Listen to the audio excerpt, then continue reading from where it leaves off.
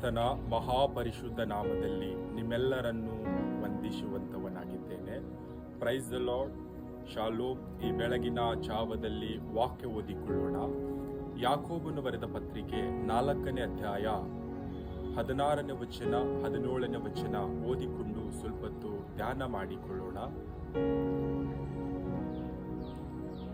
ಹೀಗೆ ಹೇಳದೆ ನೀವು ಅಹಂಭಾವದಿಂದ ಹೊಗಳಿಕೊಳ್ಳುತ್ತೀರಿ. ಅಂತ ಹೊಗಳಿಕೆಯೆಲ್ಲ ಕೆಟ್ಟದೆ. ಹೀಗಿರುವುದರಿಂದ ಒಳ್ಳೆಯದನ್ನು ಮಾಡಬೇಕೆಂದು ತಿಳಿದು ಅದನ್ನು ಮಾಡದೇ ಇರುವವನು ಪಾಪಕ್ಕೊಳಗಾಗಿದ್ದಾನೆ. ಈ ವಾಕ್ಯದಲ್ಲಿ ನೋಡುವಾಗ ನಾವು 2 ವಿಷಯಗಳನ್ನು ನೋಡುತ್ತಾ ಇದ್ದೇವೆ. ಹೀಗೆ ಹೊಗಳಿಕೊಳ್ಳುವವನು ಕೆಟ್ಟದ್ದಕ್ಕೆ ಕಾರಣನಾಗಿದ್ದಾನೆ ಎಂಬುದಾಗಿ ವಾಕ್ಯದಲ್ಲಿ ನೋಡುತ್ತಾ ಇದ್ದೇವೆ. ಮತ್ತು ಒಳ್ಳೆಯದನ್ನು ಮಾಡಬೇಕೆಂಬುದಾಗಿ ಮನಸ್ಸಿನಲ್ಲಿ ಅಂದುಕೊಂಡು ಮಾಡದೇ ಇರುವವನು ಪಾಪಕ್ಕೆ ಒಳಗಾಗಿದ್ದಾನೆ ಎಂಬುದಾಗಿ ವಾಕ್ಯದಲ್ಲಿ ನೋಡುತ್ತಾ ಇದ್ದೇವೆ. ಹಾಗಾದರೆ ನಾವು ಈ ಒಂದು ದಿನದಲ್ಲಿ ಈ ಲೋಕದಲ್ಲಿ ಯಾವ ರೀತಿಯಾಗಿ ಜೀವಿಸ್ತಾ ಇದ್ದೇವೆ? ನಾವು ನಮ್ಮ ಜೀವಿತವನ್ನು ಹೊಗಳಿಕೊಳ್ಳುತ್ತಾ ಅಹಂಭಾವದಿಂದ ನಮ್ಮನ್ನೇ ನಾವು ಕೆಟ್ಟವರನ್ನಾಗಿ ಮಾಡಿಕೊಂಡು ಈ ಲೋಕದಲ್ಲಿ ಜೀವಿಸುತ್ತಾ ಇದ್ದೇವಾ? ನಮ್ಮಲ್ಲಿ ಏನನ್ನಿರುತ್ತದೋ ಅದನ್ನು ನಾವು ಸತ್ಯವನ್ನಾಗಿ ಹೇಳುವಂತವರಾಗಬೇಕು. ನಮ್ಮಲ್ಲಿ ಇರ್ತಕ್ಕಂಥದ್ದನ್ನು ಬಿಟ್ಟು ಇಲ್ಲದೆ ಇರ್ತಕ್ಕಂಥ ಐಶ್ವರ್ಯವನ್ನು, ಅಂತಸ್ತನ್ನು, ಹಣ, ಈ ಎಲ್ಲ ರೀತಿಯಾದ ಮಾತುಗಳು ಹೇಳುವಾಗ, ಹೊಗಳಿಕೊಳ್ಳುವಾಗ, ಅಹಂಭಾವದಿಂದ ಹೇಳುವಾಗ ನಾವು ಕೆಟ್ಟತನಕ್ಕೆ ಕಾರಣವಾಗುತ್ತೇವೆ ಎಂಬುದಾಗಿ ವಾಕ್ಯದಲ್ಲಿ ನೋಡುತ್ತಾ ಇದ್ದೇವೆ. ನಾವು ಈ ಒಂದು ದಿನದಲ್ಲಿ ಈ ಲೋಕದಲ್ಲಿ ಯಾವ ರೀತಿಯಾಗಿ ಜೀವಿಸ್ತಾ ಇದ್ದೇವೆ? ನಮ್ಮನ್ನೇ ನಾವು ಪರೀಕ್ಷೆ ಮಾಡಿಕೊಳ್ಳೋಣ. ಮತ್ತು ನಾವು ಒಳ್ಳೆಯದನ್ನು ಮಾಡಬೇಕೆಂಬುದಾಗಿ ನಮ್ಮ ಮನಸ್ಸಿನಲ್ಲಿ ಆಲೋಚನೆ ಮಾಡಿಕೊಂಡು ನಾವು ಒಳ್ಳೆಯದನ್ನು ಮಾಡದೆ ಹೋದರೆ ಪಾಪಕ್ಕೆ ಒಳಗಾಗಿದ್ದೇವೆಂಬುದಾಗಿ ವಾಕ್ಯದಲ್ಲಿ ನೋಡುತ್ತಾ ಇದ್ದೇವೆ. ನಾವು ಈ ಲೋಕದಲ್ಲಿ ಜೀವಿಸುವಂತ ಜನರನ್ನು ನೋಡುವಾಗ, ಅವರು ಕಷ್ಟದಲ್ಲಿರುವಾಗ, ದುಃಖದಲ್ಲಿರುವಾಗ, ಕಣ್ಣೀರಿನಲ್ಲಿರುವಾಗ, ದಾರಿ ಕಾಣದೇ ಇರುವಾಗ, ನಿರೀಕ್ಷೆ ಇಲ್ಲದೆ ಇರುವಾಗ ಅಂತ ಜನರನ್ನು ನೋಡಿ ನಮ್ಮ ಮನಸ್ಸಿನಲ್ಲಿ ಅವರಿಗೆ ಸಹಾಯ ಮಾಡಬೇಕೆಂಬುದಾಗಿ ಆಲೋಚನೆ ಬಂದ ಕ್ಷಣವೇ ನಾವು ಸಹಾಯ ಮಾಡುವಂತವರಾಗಬೇಕು. ದುಃಖದಲ್ಲಿರುವವರಿಗೆ ಕಣ್ಣೀರು ಒರೆಸಿ ಸಂತೈಸುವ ಮಾತುಗಳನ್ನು ಹೇಳಬೇಕು. ದಾರಿ ಕಾಣದೇ ಇರತಕ್ಕಂಥವರಿಗೆ ದಾರಿ ತೋರುವಂತವರಾಗಬೇಕು.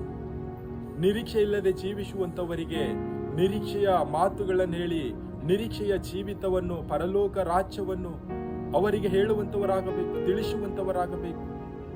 ಆ ರೀತಿಯಾಗಿ ನಾವು ತಿಳಿಸುವಾಗ, ಹೇಳುವಾಗ ನಾವು ಪಾಪಕ್ಕೆ ಒಳಗಾಗಿ ಜೀವಿಸುವಂತವರಲ್ಲ. ಒಂದು ವೇಳೆ ನಮ್ಮ ಮನಸ್ಸಿನಲ್ಲಿ ನಾವು ಅಂದುಕೊಂಡು ಅವರಿಗೆ ಸಹಾಯ ಮಾಡದೆ ಹೋದರೆ ನಿಜವಾಗಲೂ ನಾವು ಪಾಪಿಗಳೆಂಬುದಾಗಿ ನಿರ್ಣಯ ಹೊಂದಿಕೊಳ್ಳುತ್ತೇವೆ. ವಾಕ್ಯ ಹೇಳುತ್ತಾ ಇದೆ. ಆ ವಿಷಯವಾಗಿ ನಾವು ಈ ಒಂದು ದಿನದಲ್ಲಿ ಈ ಲೋಕದಲ್ಲಿ ಯಾವ ರೀತಿಯಾಗಿ ಜೀವಿಸ್ತಾ ಇದ್ದೇವೆ? ನಮ್ಮ ಎದುರುಗಡೆ 2 ಮಾರ್ಗಗಳಿದೆ. ಕೆಟ್ಟದನ್ನು ಮಾಡುವುದಕ್ಕೂ ಇದೆ, ಪಾಪದಲ್ಲಿ ಬೀಳುವುದಕ್ಕೂ ಇದೆ. ಕೆಟ್ಟದನ್ನು ಮಾಡದೆ ಒಳ್ಳೆತನದಿಂದ ಜೀವಿಸುವುದಕ್ಕೂ ಮಾರ್ಗ ಇದೆ. ಒಳ್ಳೆತನದಿಂದ ಪಾಪಕ್ಕೆ ಹೋಗದ ಹಾಗೆ ಜೀವಿಸುವುದಕ್ಕೂ ಮಾರ್ಗವಿದೆ. ನಾವು ಈ ಒಂದು ದಿನದಲ್ಲಿ ಈ ಲೋಕದಲ್ಲಿ ಯಾವ ಮಾರ್ಗವನ್ನು ಆಯ್ಕೆ ಮಾಡಿಕೊಂಡಿದ್ದೇವೆ? ಯೇಸು ಕ್ರಿಸ್ತನಲ್ಲಿರ್ತಕ್ಕಂಥ ಒಳ್ಳೆತನ ನಾವು ಆಯ್ಕೆ ಮಾಡಿಕೊಂಡಿರುವುದಾದರೆ ಈ ಲೋಕದಲ್ಲಿರ್ತಕ್ಕಂಥ ಜನರಿಗೆ ನಾವು ಒಳ್ಳೆಯದನ್ನು ಮಾಡಬೇಕು ಎಂದಾಕ್ಷಣವೇ ನಾವು ಒಳ್ಳೆಯದನ್ನು ಮಾಡುವಂತವರಾಗಬೇಕು. ನಾವು ಸಹಾಯ ಮಾಡಬೇಕೆಂಬುದಾಗಿ ಆಲೋಚನೆ ಉಳ್ಳವರಾಗಿ, ನಾನು ಇನ್ನೊಂದು ಬಾರಿಗೆ ಆತನಿಗೆ ಸಹಾಯ ಮಾಡುತ್ತೇನೆ, ಆಕೆಗೆ ಸಹಾಯ ಮಾಡುತ್ತೇನೆ ಅಂದುಕೊಳ್ಳುವಾಗ ನಮ್ಮ ಜೀವಿತದಲ್ಲಿ ಪಾಪಕ್ಕೆ ನಾವು ಆಹ್ವಾನ ಕೊಟ್ಟ ಹಾಗೆ ಆಗುತ್ತದೆ ಎಂಬುದಾಗಿ ವಾಕ್ಯ ನೋಡುತ್ತಾ ಇದೆ. ಈ ಒಂದು ಸುಂದರ ಸಮಯವಾಗಿದೆ. ನಮ್ಮ ಜೀವಿತ, ಹಳೆಯ ಒಂದು ಜೀವಿತ ನೋಡುವಾಗ ನಮ್ಮ ಮನಸ್ಸಿನಲ್ಲಿ ನಾವು ಆಲೋಚನೆ ಮಾಡಿಕೊಂಡು ಸಹಾಯ ಮಾಡದೆ ನಾವು ಪಾಪಕ್ಕೆ ಒಳಗಾಗಿದ್ದವರಾಗಿದ್ದೇವೆ. ಮತ್ತು ನಾವು ಇದ್ದದನ್ನು ಬಿಟ್ಟು ಇಲ್ಲದೇ ರೀತಿಯಲ್ಲಿ ಅಹಂಭಾವದಿಂದ ಹೊಗಳಿಕೊಳ್ಳುತ್ತಾ, ಕೊಚ್ಚಿಕೊಳ್ಳುತ್ತಾ ಈ ಲೋಕದಲ್ಲಿ ಜೀವಿಸಿ ನಾವು ಕೆಟ್ಟವರಾಗಿದ್ದೇವೆ. ಈ ಒಂದು ಸುಂದರ ಸಮಯವಾಗಿದೆ. ನಮ್ಮ ಜೀವಿತವನ್ನು ನಾವು ಸರಿಪಡಿಸಿಕೊಳ್ಳೋಣ. ನಾವು ಒಳ್ಳೆಯದನ್ನು ಮಾಡುವುದರಲ್ಲಿ, ಸಹಾಯ ಮಾಡಬೇಕೆಂಬುದರಲ್ಲಿ ಅತಿ ಬೇಗನೆ ಸಹಾಯ ಮಾಡುವಂತವರಾಗೋಣ. ಮತ್ತು ನಮ್ಮಲ್ಲಿ ಏನಿದೆಯೋ ಅದನ್ನು ಒಪ್ಪಿಕೊಳ್ಳುವಂತವರಾಗೋಣ. ಹೊಗಳಿಕೊಳ್ಳದ ಹಾಗೆ, ಕೆಟ್ಟತನಕ್ಕೆ ಅವಕಾಶ ಕೊಡದ ಹಾಗೆ ಒಳ್ಳೆಯವರಾಗಿ ಜೀವಿಸುವಂತವರಾಗೋಣ.